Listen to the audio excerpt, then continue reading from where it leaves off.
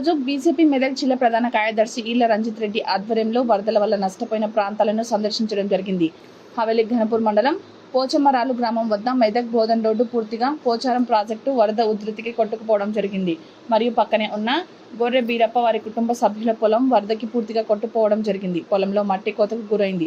ఇసుక మేటలు రాళ్లు వేయడం జరిగింది. బాధిత కుటుంబాలతో మాట్లాడి స్థానిక వ్యవసాయ అధికారులతో మాట్లాడి పంట నష్టాన్ని అంచనా వేసి ప్రభుత్వానికి నివేదిక పంపమని కోరడం జరిగింది. అనంతరం చెక్కనపేట పోచారంలో మధ్యన ఉన్న రోడ్డు